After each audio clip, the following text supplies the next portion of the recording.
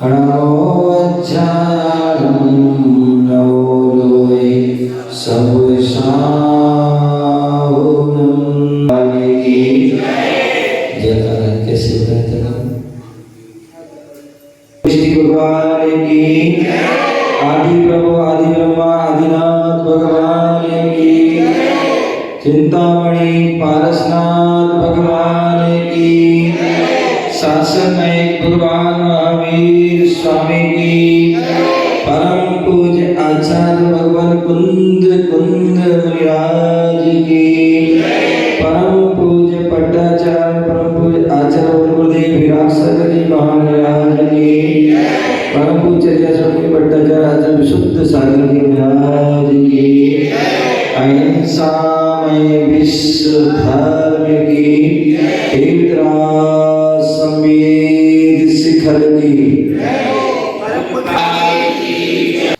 मध्य प्रदेश रायसेन जिला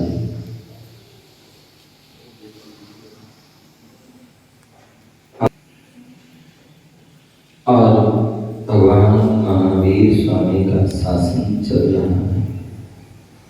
भगवान महावीर स्वामी की जो वाणी खिली वही वाणी जिनवाणी के रूप में हमें प्राप्त है। उसी जिनवाणी का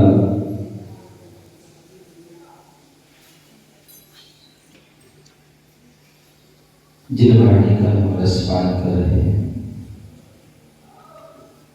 आचार्य कुंद स्वामी जिन्होंने हम सभी पर बड़ा उपकार किया है,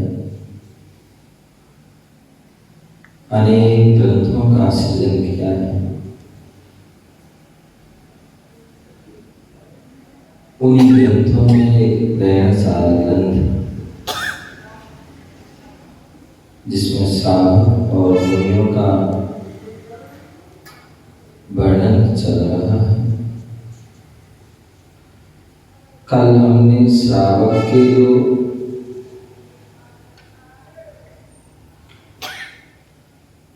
लक्षण के बारे में जाना था कि श्रावक का लक्षण क्या होता है,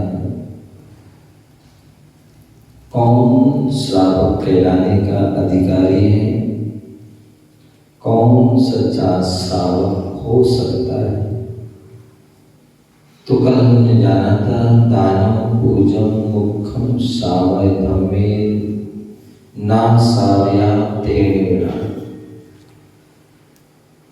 यदि दान और पूजा जो श्रावक का मुख्य धर्म है, उस धर्म का यदि पालन हो रहा है, पालन कर रहा है, तो वह श्रावक कहलाने का अधिकारी है।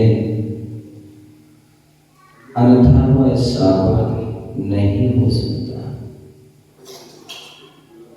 श्रावक 3 शब्द से बना हुआ है।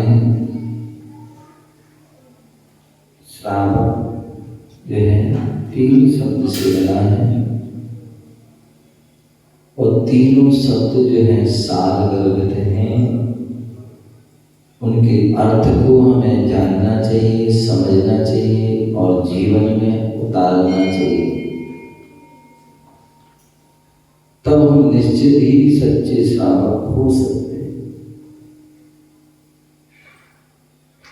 और वो क्या है? श्रावक सासे श्रद्धावान। हम मंदिर आ रहे हैं,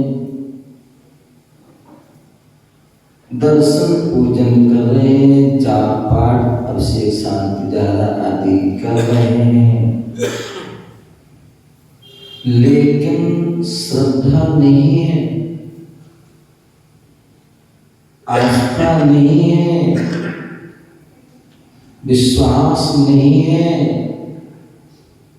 तो सारी जो है क्रियाएं आपकी अधूरी हैं। उससे हमें जो लाभ मिलना चाहिए वो लाभ आपको नहीं मिलेगा। बोले अटूट श्रद्धा होना चाहिए। आचार्य समुद्र भद्र स्वामी ने रत्नकंड श्रावकाचार ग्रंथ में लिखा है,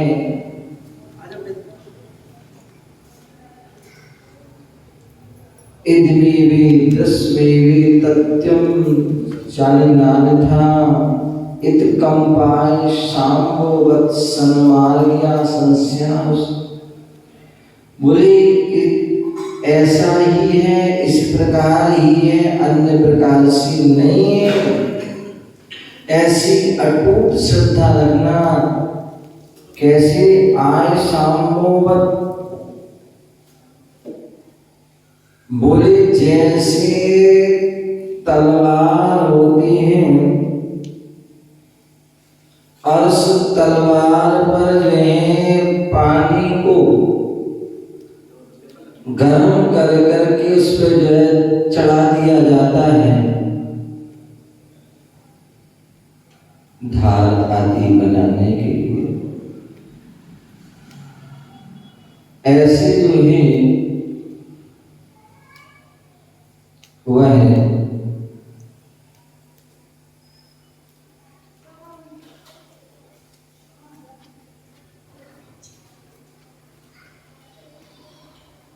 रास्ते में बहुत सारे ब्रेकर आते हैं,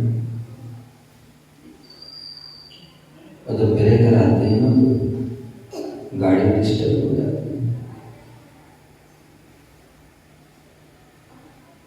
तो मैं क्या बोल रहा था? मैं बोल रहा था कि तलवार के ऊपर जो है पानी गर्म करके चढ़ा दिया जाता है तो इतना मजबूती से चढ़ जाता है कि तलवार टूट जाएगी, तलवार टूट जाएगी, लेकिन वो पानी निकलने वाला नहीं है। बोले उसी प्रकार हमारी जो है श्रद्धा होना चाहिए। आपने सुना होगा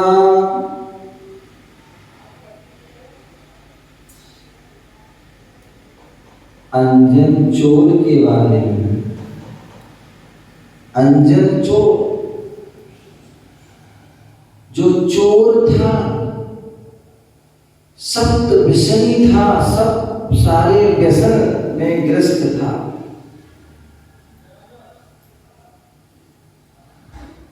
और जो चोर होता है, चोरी करता है या कोई भी व्यक्ति पाप करता है तो हमेशा शंकित रहता है।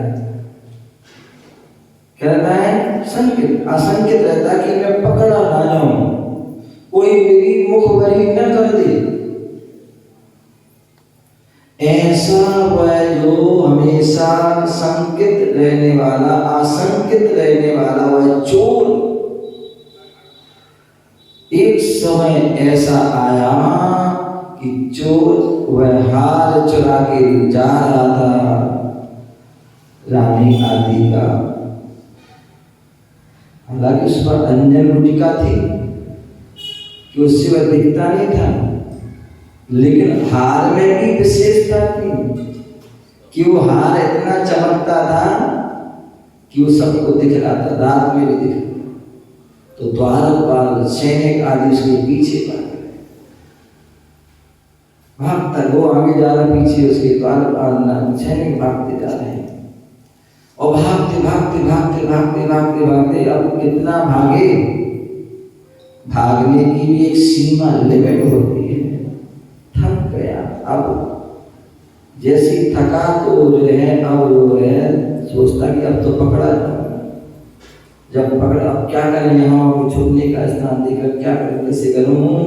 तो देखा एक पेड़ के नीचे कोई व्यक्ति साधना कर रहे हैं, कोई एक रस्सी का जो है छीका बना हुआ है और उस पर कोई तलवार आदि हुए कुछ पड़ रहा और जो चढ़ता उतरता।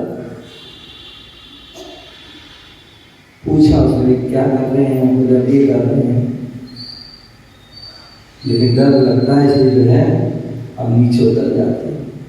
अंतर उसकी एक इसको जो काटना है वो काटेंगे तो जो है विद्या सिद्ध हो जाए। अच्छा किसने कहा, बोले जिनेंद्र भक्त सीख ने कहा। अच्छा अब उसने कहा देखिए पकड़े गए तो राजा हमें जो है दंड देगा, कुछ भी दे सकता, फांसी भी दे सकता, तो वहाँ मौत निश्चित है। और यदि यहाँ पर जो है विद्या सिद्ध कर रहे हैं और यदि जो है गिर गए तो वहाँ भी मौत निश्चित। लेकिन यदि विद्या सिद्ध होगी तो बल्ले बल्ले हो जाएगी, मजा आएगा, आनंद आएगा, तो कहीं भी कुछ भी कर सकते। उसने आके रिक्शा तो लगी, बोले जिंदगी एक रिक्शा है। बोले कई बार लोग आते हैं मुनिराज के पास और जुड़ते हैं, और जुड़ने के बाद जो है मुनिराज कहते भैया, बोले महाराज आपका मार्ग बहुत अच्छा है। मैंने अच्छा है तो आ जाओ फिर राजेश, छोड़ो सब कुछ, आ जाओ। बोले नहीं महाराज बहुत कठिन है। क्या? बोले पैदल चलना, कीर्तन करना, एक बार भोजन करना, और बोले कई बार तो बच्चे लोग आते कहते महाराज आपको देखते हैं एक ही स्थान बैठे थे, वही अपने खाते की तरह थे, बोर नहीं होते आधी बहुत सी बात बोलते। तो बोले महाराज बहुत कठिन है। तो मैं हमेशा बोलता हूँ आप कह रहे हो कि साधु मार्ग कठिन है, तो मैं कहता हूँ भैया राजेश गृहस्थ मार्ग सरल है क्या? अब जिंदगी भर मांग पूरी करने में इनके बाल चलते जा रहे हैं। एक बार इनने मांग भरी थी, अब जो इनकी मांग पूरी अब कर ही नहीं पा रहे वो, समझ रहे ना? पूरी मांग पूरी करने के चक्कर में पूरे बाल धीरे धीरे झड़ते जा रहे। तो भी वो कहती है कि बता कुछ करती नहीं, सुनती नहीं हमारी। इतनी महिलाएं थी ना, सबकी यही शिकायत करती है, बोले महाराज हमारे पति देव हमारी सुनती नहीं। मतलब सारे बेचारे सुबह से लेकर के शाम तक जो है इतने जो है वो पसीना हो जाते हैं, लोग पूरे बाजार में अपना मेहनत करते हैं,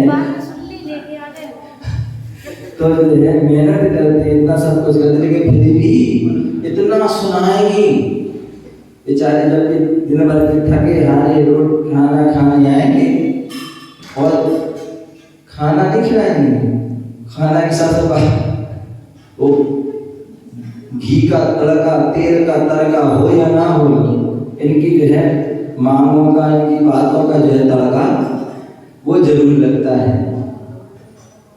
क्या कि भैया आज ये हुआ, करना ऐसा करना ऐसा। तो ये सारी बिल्कुल जो है होना ये चाहिए कि बेचारा पति देव आए दिन भर की टेंशन में आए हैं और आप इतने प्यार से मुस्कुराते हुए और खिलखिलाते हुए उनको बढ़िया भोजन कराएं, टेंशन फ्री कर दो, और तुम और टेंशन उनको बढ़ा देते हो। अब बेचारे वो भी क्या करें, उनको भी वो वहाँ दिन भर घर में दुकान में थे या एक घर में है, इन्हें भी जो है क्या करना पड़ता है, सबको झेलना पड़ता, सबको व्यवस्था। तो ये भी क्या करें, उसी समय वो मिलता है तो वो भी अपनी बात उसी समय करते हैं। तो कहने का तात्पर्य है कि घर गृहस्थी भी जो है सरल नहीं है। कितनी प्रकार जैसे मुनिराज के ऊपर जो है उपसर्ग और परिचय आते हैं, तो हम आप गृहस्थों के जीवन में भी गृहस्थी चलाना कोई हंसी खेल नहीं है। क्या कितनी जो है समस्या आए दिन एक ना एक में चल रहा था। रास्ते में हमारे छोटू भाई भोजपुर के चल रहे थे, बता देते हैं, एक समस्या पूरी नहीं हो करके आए, फिर दूसरी हुई नहीं, फिर तीसरी चौथी, अरे लगे ही हैं। तो पूरा ऐसे ही जीवन चला जाता है। तो कहने का तात्पर्य कि जो है मार्ग तो दोनों ही कठिन हैं, लेकिन जब उस पर हम चल देते हैं तो क्या होता है, अब चाहे हंस के करो चाहे रो के करो, फिर तो जो है क्या होता है उसमें ही फिर मजा आने लगता है। क्यों, तभी तो तुम निकलते नहीं तो जब मजा ना आए तो फिर 1 मिनट में छोड़ के बहला हो जाए, लेकिन फिर भी कष्ट सुख दुख सब सहन करेंगे, फिर भी वहीं रहेंगे। तो ऐसे वही आनंद आता है। ऐसे साधु जीवन में भी क्या होता है, वहां पर जब उस मार्ग पर बढ़ जाते हैं तो वैसे ही अच्छा लगता। तो कहने का तात्पर्य कि जो श्रावक होता श्रद्धावान, कितनी भी परेशानियां, कितनी भी कष्ट आए, कितने भी सुख दुख आए, लेकिन वह अपनी श्रद्धा में क्या होता है, मजबूत रहता है। जैसे वह पानी जो है चढ़ा दिया तो उतरता नहीं, ऐसी एक बार श्रद्धा हमारी मजबूत बन गई तो वो उतरना नहीं। अंतर ऐसा ना हो कि हमारी श्रद्धा कांच की तरह हो, थोड़ा सा हवा लगी, थोड़ा लगी और चकनाचूर हो गई, ऐसा नहीं। तो श्रावक जो श्रद्धावान होता है, विवेकवान, क्या विवेकवान, जो भी हम क्रिया करते हैं जो है वो विवेक से करते। कल एक छोटा सा बालक था, शाम को गुरु भक्ति में बहुत अच्छा उसने प्रश्न किया, बहुत जी दूसरा हाँ बहुत अच्छी बात है। सोची बोले उनसे हम चलते हैं, उचकते हैं, खेलते हैं तो मच्छराती मर जाते हैं, तो पाप लगता है, नहीं लगता तो है।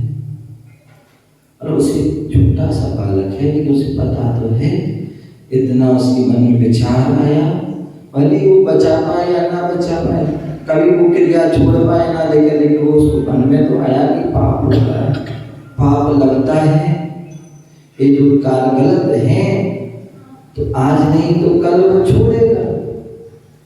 तो ऐसे हमारे जो, और जब गुरुओं के मुख से सुनता है तो निश्चित ही जो है आज नहीं तो कल, कल नहीं तो परसों, परसों नहीं तो परसों में कभी ना कभी तो वो जो है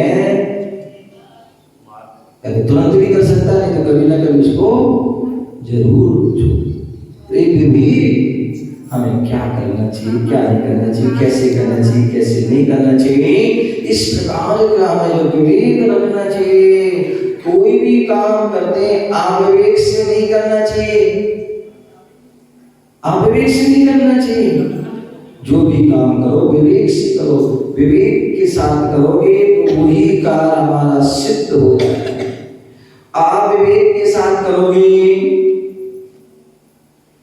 आप विवेक के साथ करोगे तो वह कार्य जो है सिद्ध नहीं होगा, वह हमें सफलता नहीं मिलेगी। और विवेक से करोगे तो तुरंत उसकी सफलता मिलेगी, उसका आनंद भी आएगा। तो श्रद्धावान, विवेकवान। और तीसरी क्रियावान, कौन सी क्रिया में क्या कब करना है, कैसे करना है, इसका हमें विवेक होना चाहिए। बोले मंदिर में आ रहे हैं, मंदिर में आ रहे हैं, जितनी भी महिलाएं हैं पुरुष आदि हैं, अम्मा अम्मा अम्मा,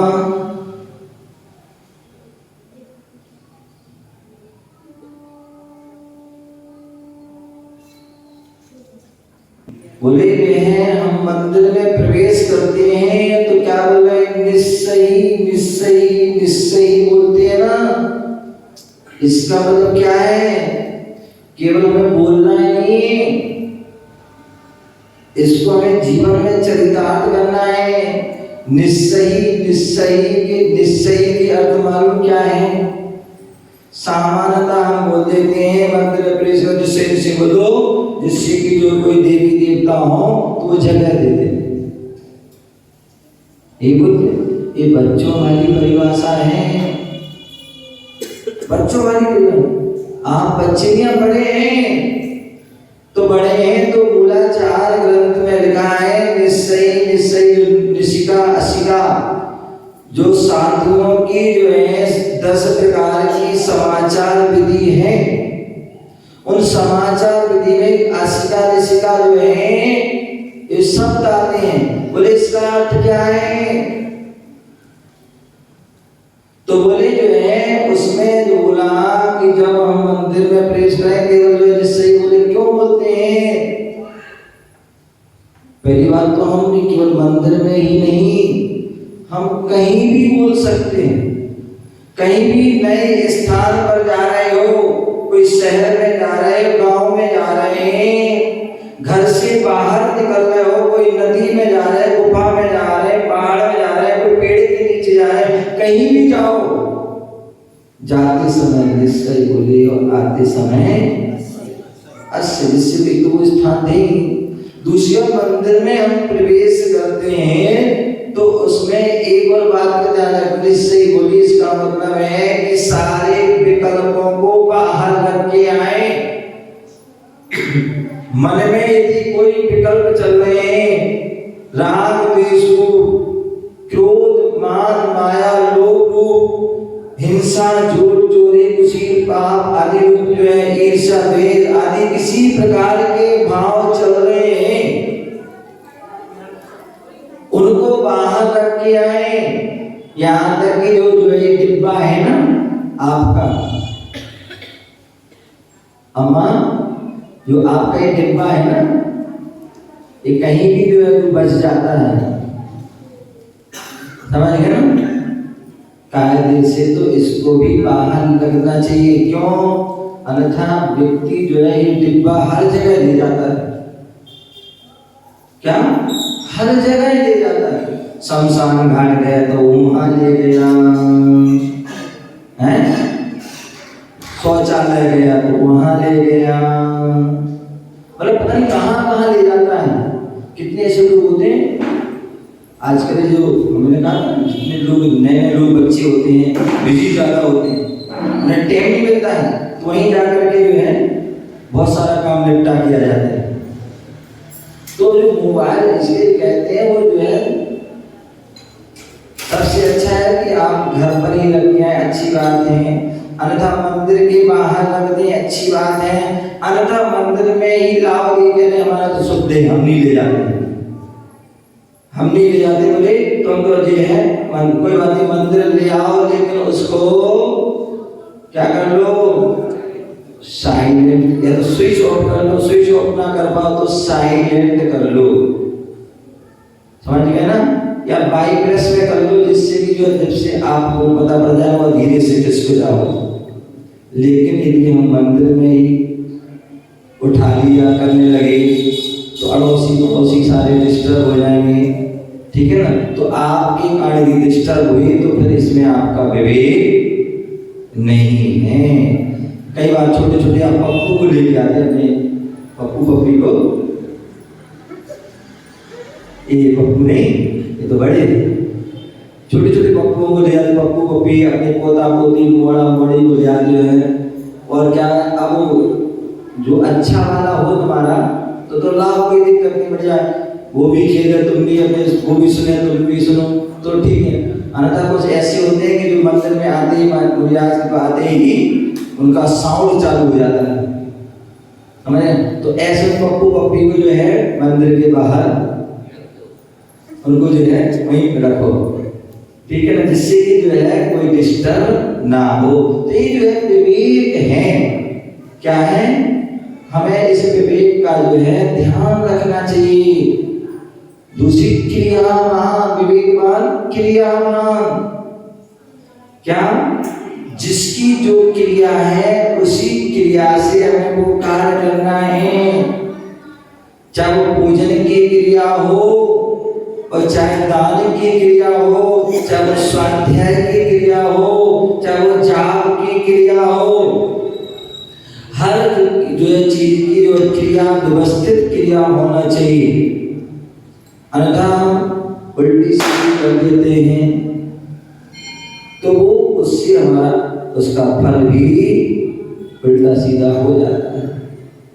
तो इसलिए हमारे लिए पूरी जो है इस विवेक का, श्रद्धा से विवेक पूर्वक और क्रिया पूर्वक क्रिया को आप करते हैं, इन तीनों चीजों का ध्यान रखते हैं, तभी आप श्रावक हो, तभी आप दान पूजा आदि करोगे, उसका फल मिलेगा, या अपने जो आपकी श्रावक की सत कर्तव्य हैं उनका फल मिलेगा, अन्यथा नहीं। इस प्रकार से बस दूसरे यहाँ पर बताए थे आचार्य भगवान ने, झाण झैनम मुखम जति धम्मोत्तम विना तहासुभी। बोले साधु की शोभा कब है,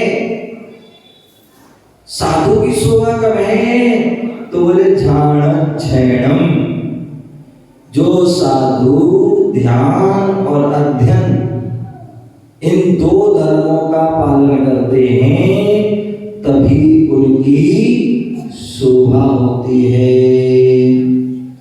अन्यथा तो श्रावक हैं, क्या श्रावक हैं, तुम्हारे पास बैठेंगे,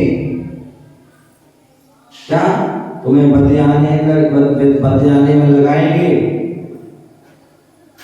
यहाँ की गप्पों में लगाएंगे, और फिर बाद में बाहर जाएंगे, महाराज तो समय ही नहीं करते, बातें कर रहे थे,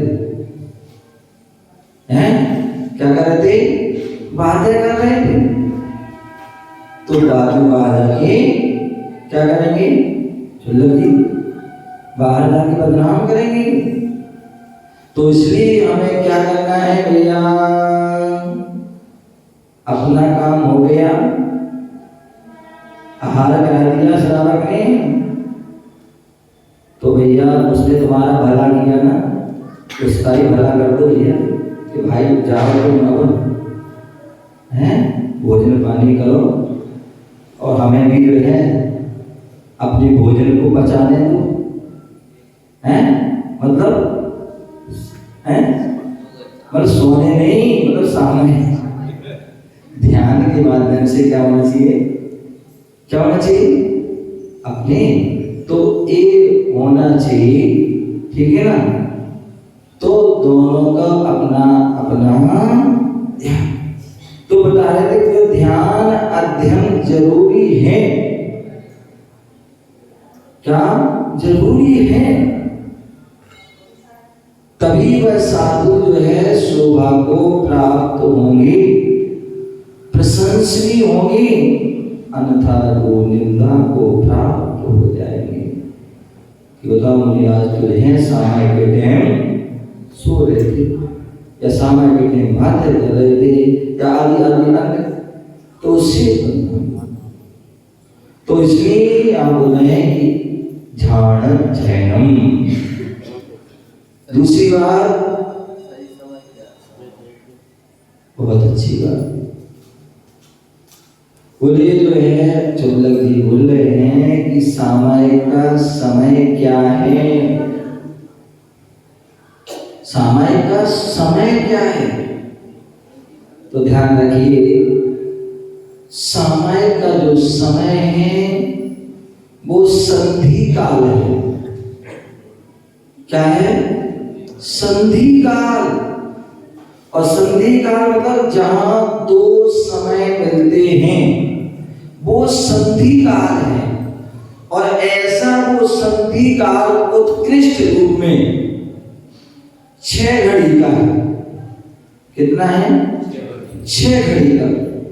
बोले एक घड़ी जो है वह 24 मिनट की होती है, एक घड़ी 24 मिनट की होती है। अब जो 6 घड़ी जो है कितने की हो गई, 144 में 2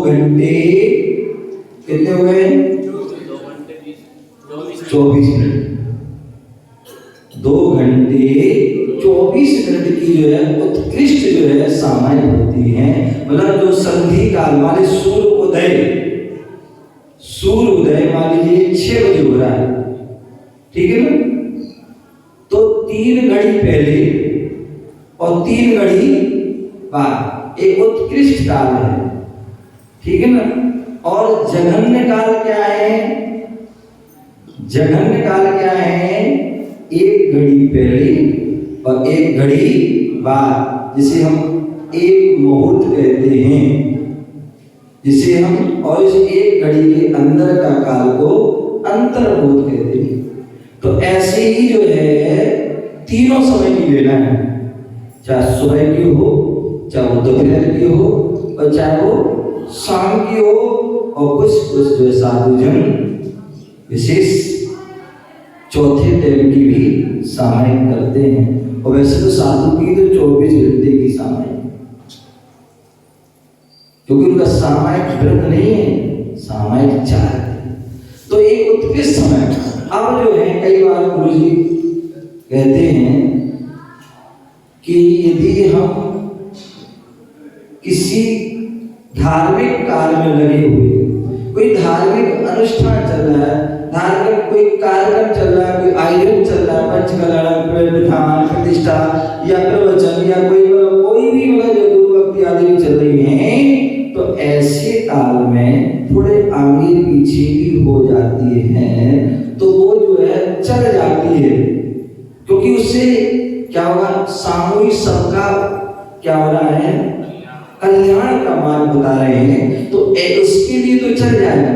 लेकिन अकेले एक व्यक्ति के लिए हम बैठे रहें क्या, तो वो जो है उसमें हमें दोष लगे। तो इसलिए जो है श्रावक को भी ध्यान रखना चाहिए। जो श्रावक के भी सामायिक व्रत होते हैं तो उन्हें भी सामान्यता में सामायिक के टाइम पे बैठना चाहिए। हाँ, यदि कोई साधु आ जाए, आहार की व्यवस्था कर रहे हो, विहार आदि व्यवस्था कर रहे हो, कोई विधान पंचकल्याण, तो उसमें आगे पीछे भी जाते तो वो भी चल जाती। तो इस प्रकार से वो है हमें उसका ध्यान रखना। तो बोले ध्यान झैणम जति धम्मो, ध्यान और अध्ययन करना। वो ध्यान अध्ययन बोले क्यों करना? ध्यान अध्ययन क्यों करना है? बोले सामान्यता हम सभी संसारी प्राणी हैं। क्या है? आप भी संसारी हो, हम भी संसारी हैं, क्योंकि आप भी अभी संसार में हो और हम भी संसार में हैं। आप भी कर्मों से सहित हो और हम भी कर्मों से सहित हैं। तो इसलिए संसारी हैं और संसारी प्राणी अनादि काल से पंच परावर्तन रूप संसार में भ्रमण कर रहे हैं। इसलिए हमारे अशुभ परिणाम, अशुभ भाव हमारे क्या हो रहे हैं? कालांतर से मतलब काफी जो है अनादि से संस्कार चल रहे हैं। तो उन संस्कारों को जो है बदलने में टाइम लगता है। हमारा मन क्या है? चंचल है। और कैसा चंचल है? आचार्य अमितवती स्वामी ने मरण कंडिका ग्रंथ में लिखा है कि हमारा मन कैसा चंचल है। तो बोले जो है जैसे एक बंदर होता है ना, बंदर जो है सामान्यतः चंचल होता है, वो एक स्थान पर बैठता नहीं, टिकता नहीं, समझ गए ना। तो ऐसी एक हमारा मन भी टिकता है और उसमें भी वो बंदर सामान्य वाला बंदर नहीं, उस वैसी चंचल होता है। और उस बंदर के लिए यदि कोई भूत की बाधा हो जाए, ऊपरी कोई चक्कर हो जाए, तो और वह जो है क्या होता है? चंचल हो जाता है। और उसके लिए कोई परेशान कर दे, क्या कर दे, तो और वह परेशान होता है। ऐसे जो है वह उसकी चंचलता का कोई पार नहीं रहता है। उसी प्रकार हमारा मन क्या है? चंचल होता है, अस्थिर होता है। उस मन को स्थिर करना है तो क्या है? ध्यान और अध्ययन, अध्ययन और ध्यान जरूरी है। क्या है? अध्ययन और ध्यान जरूरी है। इसलिए आचार्य भगवान कुंद गोस्वामी ही आगे बताएंगे, अध्ययन करना है, ध्यान करना है तो उसके पहले में अध्ययन जरूरी है। क्योंकि अध्ययन नहीं करोगे तो आप ध्यान नहीं कर पाओगे। कितनी माताएं होती हैं, हम भैया लोग होते हैं, माला फेरने बैठ जाते हैं तो क्या होता है, आंखें बंद करके बैठ जाते हैं, क्या होता है? वाह, राजी भैया जो बड़े समझदार, अपना अनुभव बता रहे हैं। क्या उनका एक सलीका है कि माला करने बैठते हैं तो क्या होता है, घर में तो आप जो है पत्नी है, बच्चे हैं, तुम चाहोगे तो लेट जाओ, सो जाओ तो सो नहीं पाओगे, और दुकान पे है वहाँ ग्राहक आदि है वहाँ नहीं कर पाओगे। तो मंदिर में क्या होगा, आराम से बैठ जाते, ना वहाँ पत्नी है, ना बच्चे, ना कोई ग्राहक है, सुकून मिलता है, किसी प्रकार कोई टेंशन नहीं होती। तो आप जैसी माला पकड़ी तो परम ध्यान में लीन हो जाते हैं और पता नहीं कहाँ की सैर करने लगते हैं, तो टेंशन फ्री है यहाँ पर। अथवा यहाँ मन में माला पकड़ी नहीं और मन कर में जो है माला फिरे और मनुआ फिरे बाजार में। तो इसलिए बोले यदि आपको ध्यान कर, इसलिए कहा जाता है कई बार हमें कोई बच्चे बोलते महाराज मुझे आज मुझे ध्यान में मन नहीं लगता है, मुकाम पढ़ते माला पढ़ते मन नहीं लगता, क्या करें? क्या करें? तो भैया मंत्र को बदल दो। क्या कर दो? मंत्र, क्योंकि मन आपका आपके लिए याद है, आप जब चले हैं और मन भी आपको घूम रहा है, तो इसलिए बोले क्या करो, मंत्र को बदल दो। बोले महाराज कोई दूसरा मंत्र दे दो।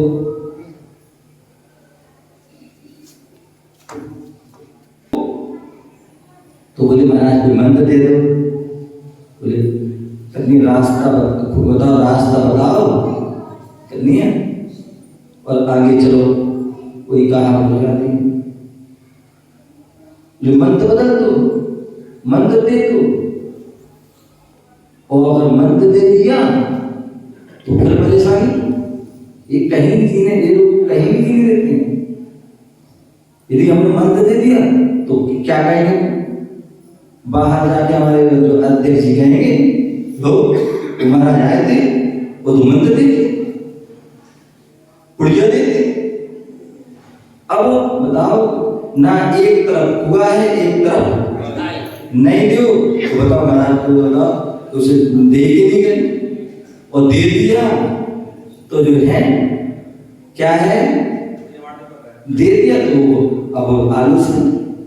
तो इसलिए मैं क्या कहता हूँ रंजीत भाई, क्या बोले ठीक, बोले मैं महावीर स्वामी ने दिया है, हमारे 24 तीर्थंकरों दिया है, अनादिकाल से मंत्र दिया है, और वो ही मंत्र यदि वो नमोकार मंत्र जो महामंत्र है, नमस्कार मंत्र है, पंच परमेष्टि मंत्र है, अनादि अनधन्य मंत्र है, यदि उस मंत्र से तुम्हारा ध्यान नहीं लग रहा है तो समझो तुम्हारा कहीं ध्यान नहीं लगने वाला है।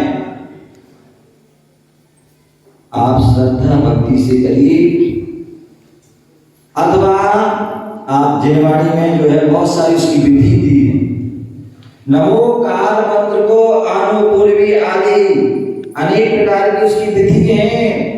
आप नमोकार मंत्र आप सीधा पढ़ते, आपको याद है, आप उसको पढ़ना चेंज कर दीजिए, बदल दीजिए।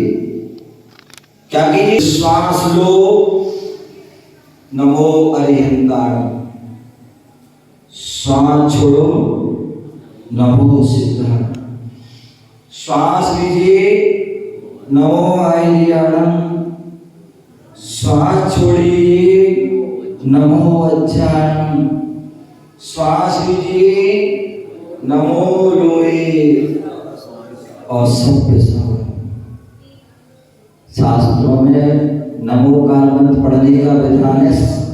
यदि हम एक बार नमोकार मंत्र पढ़ते हैं तो 3 श्वास हो गए।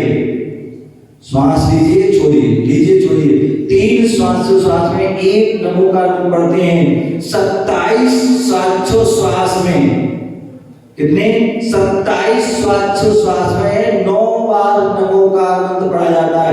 यदि ऐसा पढ़ते हैं आपका मन यहाँ संयम, आपका यहाँ जो है मन भटक नहीं सकता है। आप जो है कोई जैसा है बताया वैसे पढ़ते रहते हो तो आपका मन भटक जाता है। आप जो है श्वास से पढ़ना प्रारंभ कर दो, आपका मन लग जाएगा। फिर आपको अलग से योगा करने की जो है, आपको जो आसन प्राणायाम करने की आवश्यकता नहीं पड़ेगी। आवश्यकता क्यों पड़ रही है करने की? क्योंकि जो है आपने जो है हमारी सारी क्रियाएं बदल दी हैं। क्या सारी क्रियाएं बदल दी हैं, इसलिए आपको प्राणायाम योगा करने की आवश्यकता पड़ जाती है। अन्यथा आप श्वास करिए, आपको अनुलोम विलोम आपका अपने आप हो जाएगा और मन भी लग जाएगा। आप कीजिए, आपकी पैसे माला फेरोगे 2 मिनट में 1 मिनट में माला हो जाती है आपकी। यहाँ 9 बार का कीमत हो जाए माला पूरी हो जाती है, पता नहीं क्या करते हो। और यदि आप श्वास से माला फेरोगे लगभग 1 घंटा अथवा पौन घंटा, कम से कम आधा घंटा तो लगेगा ही और मन भी लगेगा। तो इसलिए आपको करना है। अथवा यदि आप करते हो सकता है इसमें भी आपका अभ्यास हो जाए, फिर भी इसमें लगना बंद हो जाए, तो फिर क्या करना बोले नीचे से पढ़ना प्रारंभ कर दो। क्या कर दो? नमो लोए सब साउरम पलक, क्या उल्टे पढ़ना प्रारंभ करो नीचे क्रम में। नमो लोए सब साउरम, नमो वच्छायाम, नमो आयर्याम, नमो अम्मा सुन रहे हो? हाँ, नमो सिद्धारम और नमो अरिहंतारम। पढ़िए, आपको कोई छूटना नहीं चाहिए। आपका मन लगेगा, क्या लगेगा? मन लगेगा। और यदि इसमें भी अभ्यास हो जाए तो तीसरी और बता रहा हूं आपके लिए, कहीं से भी पढ़ना प्रारंभ कर दो। नमो अरिहंतारम, नमो लोए सप्तसारम, नमो अरिहंतारम, नमो वच्छायाम, नमो सिद्धारम। क्या करना प्रारंभ कीजिए, मन लगेगा आपको। क्या लगेगा? मन लगेगा। अथवा बहुत सारे चीजें, बहुत सारे जब नमोकार महामंत्र ग्रंथ पढ़ोगे ना, बहुत सारी विधि उसमें लिखी है। ऐसा करोगे तो आपका ध्यान लगेगा। तो बोले लेकिन उसके लिए ज्ञान की आवश्यकता है। इसलिए आचार्य भगवंतों ने कहा है श्रावक के कर्तव्य और मुनियों के कर्तव्य में एक चीज कॉमन रखी है, और वो क्या है? वो क्या है? स्वाध्याय। श्रावक को भी स्वाध्याय कहा है और मुनियों को भी स्वाध्याय कहा है। वो इसलिए कहा कि श्रावक को अपने मन को स्थिर रखना है तो स्वाध्याय कीजिए, आपको ध्यान का अभ्यास करना है, स्वाध्याय कीजिए। और मुनि को भी अपना जो है ध्यान एकाग्र करना है, ध्यान में लीन होना है, अप्पासो परमप्पा होना है, परमात्मा पद को प्राप्त करना है, कर्मों को क्षय करना है, ऐसी उत्कृष्ट ध्यान में पहुंचना है। तो आपको क्या करना होगा? स्वाध्याय।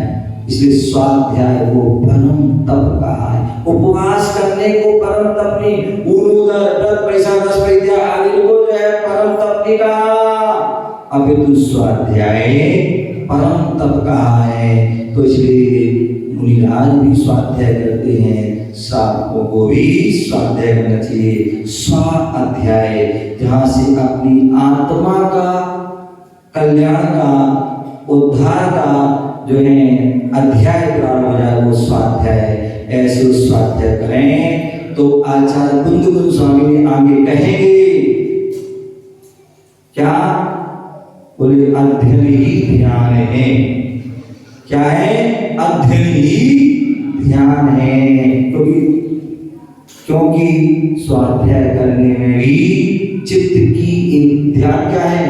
चित्त की एकाग्रता को ही ध्यान कहते हैं। जहाँ मन वचन काया को हमने एकाग्र कर दिया, वो ही ध्यान है। तो स्वाध्याय करोगे तो वहां भी हमारा मन वचन काया एकाग्र होंगे, तो वो स्वाध्याय है। ऐसे उस स्वाध्याय को हम मुनिराज भी करते हैं, तभी वह मुनिराज पूजनीय वंदनीय है। चारों टाइम उनका स्वाध्याय कृति कर्म है। 28 मूल गुणों में भी है और 28 कृति कर्मों में भी स्वाध्याय है। उनके वह कृति कर्म को करके वह सच्चे साधु हैं, प्रशंसनीय साधु हैं, पूजनीय साधु हैं। और ऐसे वह साधुओं में दिख जाते हैं तो हमें क्या करना चाहिए? श्रद्धा भक्ति से उनको सिद्ध सुध और आदि भक्तियों के माध्यम से उनको नमस्कार करके अपने जीवन को कृतार्थ करना चाहिए। इसी भावना से आपका समय हो गया। ये बोलो महावीर भगवान की।